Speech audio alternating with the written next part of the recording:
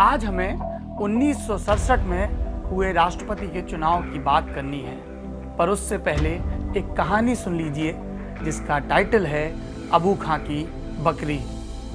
एक समय अल्मोड़ा में एक मियाँ रहते थे। उनके पास एक बकरी हुआ करती थी, चांदनी। वो उसे बड़े प्यार से रखते। चांदनी को आज़ादी पसंद थी। एक दिन वो अबू खां के सुनहरे बाड़े से भाग गई और पहाड़ पर पहुंच गई। पूरे दिन की धमा चौकड़ी के बाद जब शाम ढली तो उसे ख्याल आया कि घर लौट चले, लेकिन फिर उसे खूंटा याद आ गया। वो जंगल में ही टिकी रही। रात को एक भेड़िया आया। इधर अबू खां बेबस तराई में बने अपने घर से लगातार सीटी और बिगुल बजा रहे थे। उन्हें पता था कि चोटी पर जल्द ही चांदनी भेड़िए के हमले का शिकार हो जाएगी, लेकिन बात उनके हाथ से निकल चुकी थी। आधी रात के करीब भेड़िए ने चांदनी पर हमला बोल दिया। चांदनी पूरी रात भेड़िए से लड़ती रही। पौ फटने के वक्त चांदनी ने पूरी ताकत के साथ भेड़िए पर आखिरी वार किया और वहीं निढाल हो गई। पेड़ पर बैठी सारी चिड़िया इस लड़ाई को देख रही थीं। सबने कहा कि भेड़िया जीता। एक बूढ़ी चिड़िया बोली, नहीं, लड़ाई चांदनी ने जीती है। बच्चों के लिए ये कहानी डॉक्टर जाकिर हुसैन ने लिखी, मगर महामहिम में इस कहानी को सुनाने का क्या सबब? दरअसल इस कहानी के किरदारों को हम उस वक्त के राजनीतिक हालात में एक रूपक की तरह इस्तेमाल कर सकते हैं। डॉक्टर जाकिर हुसैन अबू खां की भूमिका में थे, बेबस थे, हालात पर उनका हक नहीं था। और चांदनी थी नई नवेली, राजनीतिक रूप से कमजोर प्रधानमंत्री इंदिरा गांधी, जबकि भेड़िए की शक्ल में हम उन मजबूत पकड़ वाले, उन कुटिल चालों वाले ओल्ड गार्ड को रख सकते हैं जो कांग्रेस पर प्रतीकात्मक रूप से तो किसी और को काबिज दिखाना चाहते थे, लेकिन असल में सत्ता अपने हाथ में रखना चाहते थे। इस पूरे कवायद की शुरुआत एक मौत से हुई। यहाँ चांदनी मरी थी, वहाँ कोई और मरा। दोनों कहानियों के अंत में फर्क है। एक कहानी सुन ली, अब दूसरी शुरू करते हैं। अब महामहिम की राजनीतिक चौसर आपको दिखाते हैं। नमस्कार, मैं हूं सौरभ द्विवेदी। ये है thelalantop.com के पॉलिटिकल किस्सों की खास सीरीज महामहिम। 60 के दशक की शुरुआत में देश का सबसे बड़ा राजनीतिक सवाल ये था, नेहरू के बाद कौन? इस सवाल का जवाब खुद नेहरू भी खोज रहे थे अपनी ही पार्टी के भीतर। और तब उन्होंने तमिलनाडु के मुख्यमंत्री के कामराज से इस्तीफा देने को कहा। कामराज ने इस्तीफा दिया, दिल्ली आए और उनकी देखा देखी कई और राज्यों के मुख्यमंत्रियों और केंद्र सरकार के कई कैबिनेट मंत्रियों को इस्तीफा देना पड़ा। कांग्रेस की भाषा में इसे कामराज प्लान कहा गया, जिसके तहत वर्षों से सत्ता के पदों पर काबिज लोगों से संगठन में काम करने को कहा गया। प्रकट रूप से लगता है कि नेहरू ने ऐसा इसलिए किया होगा ताकि कांग्रेस का संगठन मजबूत रहे, लेकिन कई राजनीतिक प्रेक्षक कहते हैं कि ये नेहरू की एक चाल थी ताकि जमी जमाई राजनीतिक व्यवस्था को बुरी तरह से हिलाया जा सके और नए नवेलों को मौका मिल सके। और इन नए नवेलों में एक नाम इंदिरा गांधी का भी था।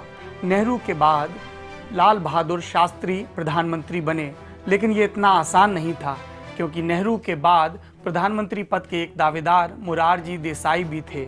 ऐसे में लग रहा था कि वोटिंग होकर रहेगी कांग्रेस संसदीय दल के बीच। के कामराज, जो उस वक्त कांग्रेस के अध्यक्ष थे, इसके पक्ष में नहीं थे। और तब मोरारजी देसाई के बेटे की एक गलती और एक पत्रकार की अनजाने में की गई मदद के चलते शास्त्री का काम बन गया।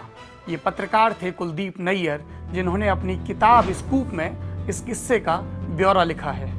कुलदीप नैयर लिखते हैं कि नेहरू की मौत के बाद राजधानी में सियासी सरगर्मियां तेज तो थीं, लेकिन कोई प्रकट रूप से ये नहीं दिखाना चाहता था कि वो देश के अगले प्रधानमंत्री के पद का या उस प्रधानमंत्री की कैबिनेट में मंत्री के पद का दावेदार है। लाल बहादुर शास्त्री प्रकट रूप से शोक की मुद्रा में थे।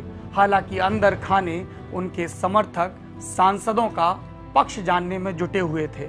उन्हें ये भरोसा भी था कि के कामराज अंततः उन्हीं के साथ आएंगे। उधर मोरारजी देसाई ज्यादा उतावले हो रहे थे। उनका घर राजनीतिक गतिविधियों का केंद्र बन गया था। ऐसे में कुलदीप नैयर पत्रकार देसाई से मिलने पहुंचे और उनकी मुलाकात हुई मोरारजी देसाई के बेटे कांति देसाई से, जिन्होंने जल्दबाजी में पत्रकार के सामने कह दिया, संख्या बल हमारे साथ है, अगले प्रधानमंत्री तो बाबूजी ही होंगे। पत्रकार को क्या चाहिए? एक जुमला, एक हेडलाइन और एक बड़ी खबर। जब अखबारों में ये छपा कि मोरारजी देसाई जोर शोर से संसदीय दल को अपने पक्ष में करने में जुटे हुए हैं, तो अचानक हवा उनके खिलाफ बहने लगी। कांग्रेस में उस वक्त तक का राजनीतिक शिष्टाचार ये कहता था कि कोई भी अपने नाम के लिए, किसी एक पद के लिए खुलेआम लामबंदी ना करे, और ऐसे में कांग्रेस का बुजुर्ग तबका लाल बहादुर शास्त्री के हक में आया। के कामराज ने उस वक्त तो प्रधानमंत्री के पद के लिए, यानी कि कांग्रेस संसदीय दल के नेता के पद के लिए वोटिंग का मामला टाल दिया। जब जनमत शास्त्री के पक्ष में दिखा तो मोरारजी देसाई बैठ गए। लेकिन 11 जनवरी 1966 को जब लाल बहादुर शास्त्री की मौत हुई तो कामराज चुनाव नहीं टाल सके। मोरारजी देसाई इस बार प्रधानमंत्री पद पाने के लिए अड़ गए थे और इस बार उनका मुकाबला था नेहरू की बेटी इंदिरा गांधी से। कामराज ने कहा कि अच्छा देसाई जी, आप वोटिंग चाहते हैं तो वोटिंग ही सही, और वोटिंग के एंड पहले उन्होंने कागज की पर्ची पर एक नंबर लिख के अपनी ड्रॉर में डाल दिया। क्या था इस पर्ची में? क्या था ये नंबर? ये नंबर दिखाता था कि उस वक्त कामराज की कांग्रेस के संगठन और कांग्रेस के संसदीय दल पर कितनी तगड़ी पकड़ थी। नतीजे आए, मोरारजी देसाई को एक बार फिर से हारना पड़ा था और इंदिरा गांधी, जवाहरलाल नेहरू और लाल बहादुर शास्त्री के बाद देश की प्रधानमंत्री बनने वाली थी। मैंने एक पर्ची का जिक्र किया। उस पर्ची में कामराज ने अपना अनुमान लिखा था कि इंदिरा के हक में कितने वोट आएंगे और मोरारजी भाई को कितने वोट मिलेंगे। पर्ची में लिखा था 353 वोट, इंदिरा को मिले 355 वोट, महज 2 वोटों का फर्क था। ऐसे थे कामराज जिनकी हर राजनीतिक चाल ऐसा लगता था कि कौटिल्य के शास्त्र से निकली हो। लेकिन आखिरी में कामराज की ये चाल, इंदिरा गांधी को सरकार की कमान देने की चाल, उनके लिए राजनीतिक रूप से सबसे ज्यादा आत्मघाती साबित हुई। और इस आत्मघात की प्रस्तावना लिखी गई 1967 में हुए लोकसभा के चुनाव में, जो देश के अगले महामहिम के लिए होने वाले चुनाव से महज कुछ ही महीने पहले हुए थे, और जिसमें कांग्रेस बुरी तरह खेत रही थी। सत्ता तो नहीं गंवाई थी, लेकिन शासन का नैतिक आधार जरूर गंवा दिया था। कांग्रेस कैसे खेत रही? यूं समझिए कि 1962 के चुनाव के मुकाबले 1967 में कांग्रेस को 78 सीटें कम मिली, कुल 283 सीटें मिली, बहुमत से महज 11 सीटें ज्यादा। ये कांग्रेस के लिए बड़ी हार थी, क्योंकि उसको देश में शासन करने का स्वाभाविक दावेदार माना जाता था। कांग्रेस की पहचान अभी भी एक ऐसे अम्ब्रेला संगठन के रूप में थी जिसमें हर जाति, हर वर्ग, हर संप्रदाय के व्यक्ति को प्रतिनिधित्व मिलता हो। लेकिन अब ये सत्य नहीं था। कम से कम विधायिका के आंकड़े इस बात की गवाही नहीं दे रहे थे। सिर्फ केंद्र ही नहीं, 11 राज्यों में भी कांग्रेस बुरी तरह से हारी। देश में डॉक्टर लोहिया का गैर कांग्रेसवाद का नारा जोर पकड़ रहा था। कई विपक्षी दल अलग अलग विचारधाराओं का होने के बावजूद कांग्रेस के विरोध के नाम पर एक हो रहे थे, और उनकी एका का पहला बड़ा मंच होने वाला था कुछ ही महीनों के बाद होने वाला राष्ट्रपति का चुनाव। राष्ट्रपति के चुनाव से पहले हुआ कांग्रेस के संसदीय दल के नेता का चुनाव। चूंकि कांग्रेस चुनाव में इंदिरा गांधी का चेहरा सामने रखकर गई थी, इसलिए इस बार मोरारजी देसाई ने प्रधानमंत्री के पद के लिए अपनी दावेदारी पेश नहीं की। लेकिन कामराज को यह समझ में आ गया था कि इंदिरा को खुली छूट नहीं दी जा सकती। उस वक्त की राजनीतिक शब्दावली का इस्तेमाल करें तो कांग्रेस का ओल्ड गार्ड ये समझ चुका था कि नेहरू की बिटिया गूंगी गुड़िया नहीं है। कुछ ब्यूरोक्रेट्स और कुछ नेहरू के वफादार नेताओं के सहारे इंदिरा गांधी सरकार पर अपनी व्यक्तिगत पकड़ मजबूत करना चाह रही थी।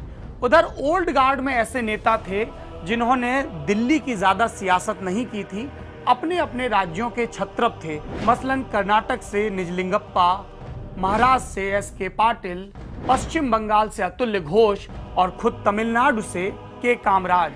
इन्हें लग रहा था कि दिल्ली का एक कॉकस है जो अपने ढंग से चीजें करना चाहता है। लोहिया और दूसरे दलों के राजनीतिक विरोध के बीच इन्हें यह भी लग रहा था कि कांग्रेस का अपनी मूल नीतियों से विचलन हो रहा है, इसीलिए चुनाव में उसकी परफॉर्मेंस खराब होती जा रही है।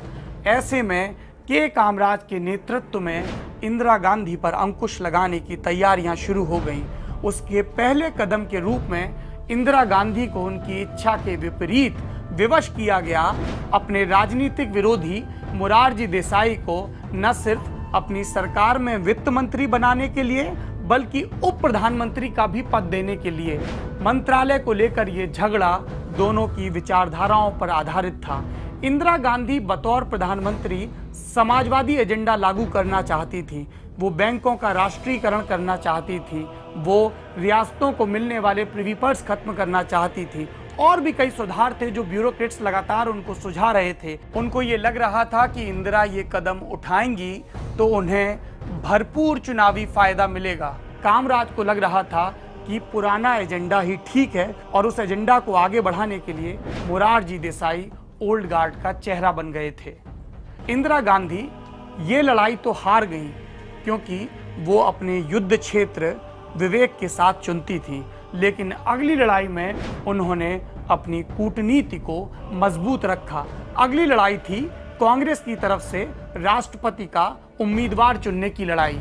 कामराज यहाँ पर भी अपनी अलग राय रखते थे। उनका मन था कि जो सिटिंग प्रेसिडेंट हैं डॉक्टर सर्वपल्ली राधाकृष्णन, उनको दूसरा कार्यकाल यानी कि सेवा विस्तार दिया जाए, और डॉक्टर जाकिर हुसैन जो उस वक्त उपराष्ट्रपति थे उनको भी एक विस्तार दिया जाए। डॉक्टर जाकिर हुसैन इसके पक्ष में नहीं थे और सत्ता प्रतिष्ठान को अपनी मंशा बताने के लिए उन्होंने क्या किया, उन्होंने 6 मौलाना आज़ाद रोड के अपने सरकारी निवास से अपना सामान कार्यकाल पूरा होने के कुछ ही महीने पहले जामिया नगर स्थित अपने मकान में भेजना शुरू कर दिया। इंदिरा गांधी संकेत भी समझ गई और इसमें नेत मौका भी भाप गई। इंदिरा गांधी को जाकिर हुसैन में 2 मौके नजर आए। पहला, वो कांग्रेस के वोट बैंक के उस त्रिकोण को मजबूत करना चाहती थी जिसमें ब्राह्मण, दलित और मुस्लिम शामिल थे। उन्हें लगा कि देश के सर्वोच्च संवैधानिक पद पर एक पढ़ा लिखा मुस्लिम बैठेगा तो मुस्लिमों के बीच एक अच्छा राजनीतिक संदेश जाएगा। कामराज इसके उलट सोच रहे थे। जनसंघ के उभार के दौर में उन्हें लग रहा था कि देश अभी एक अल्पसंख्यक राष्ट्रपति के लिए तैयार नहीं है। दोनों के बीच मसला सिर्फ विचारधारा या वोट बैंक की समझ भर का नहीं था, एक लड़ाई और चल रही थी। लड़ाई ये कि सर्वोच्च कौन है, कांग्रेस संसदीय दल का नेता यानी कि प्रधानमंत्री या फिर कांग्रेस संगठन का अध्यक्ष यानी कि के कामराज। और इसके लिए पहली चाल इंदिरा गांधी ने चली और के कामराज उनकी चाल में फंस भी गए। 8 अप्रैल 1967 को प्रधानमंत्री ने एक सर्वदलीय बैठक बुलाई। अलग अलग राजनीतिक दलों के लोग, संसोपा, प्रसोपा, स्वतंत्र पार्टी, जनसंघ के, उनसे पूछा गया कि राष्ट्रपति के चुनाव आने वाले हैं, आप लोगों की क्या मंशा है। सब लोग सर्वसम्मति की बात कर रहे थे, लेकिन उन्होंने ये भी कहा कि कांग्रेस तो खुद ही इस बैठक में अधूरे मन से आई है, हम अपना मत क्या बताएं, आपकी पार्टी के अध्यक्ष के कामराज यहाँ पर नहीं हैं, इसलिए इस बैठक का कोई मतलब नहीं। ये कहकर शिष्टाचार वाला अभिवादन कर विपक्ष के सारे बड़े नेता बैठक से चले गए। इंदिरा गांधी को अपमानित महसूस करना चाहिए था, इसके उलट वो मुस्कुरा रही थी क्योंकि उनकी कूटनीति का पहला चरण सफल हो गया था। बूढ़ा के कामराज, शातिर के कामराज उनकी चाल में फंस चुका था।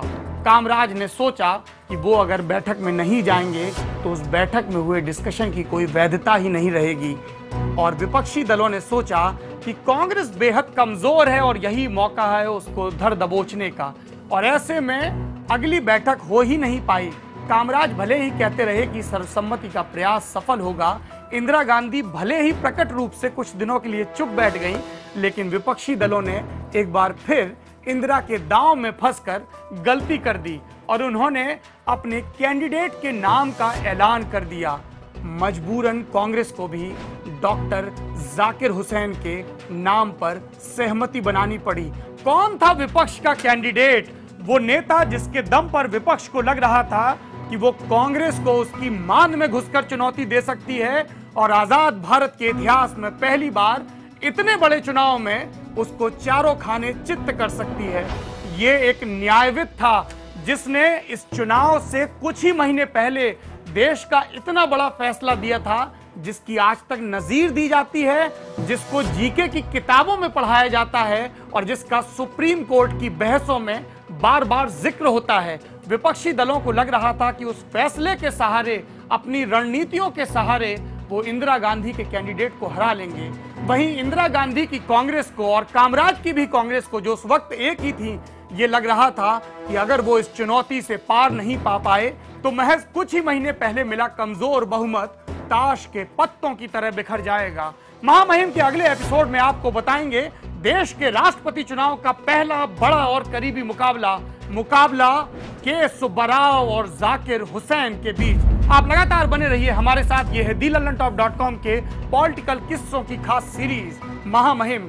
किससे भारत के राष्ट्रपतियों के कमेंट बॉक्स में हमें लिखकर जरूर बताइए कि कांग्रेस के ओल्ड गार्ड और इंदिरा के बीच के इस झगड़े को आप किस नजर से देखते हैं। शुक्रिया।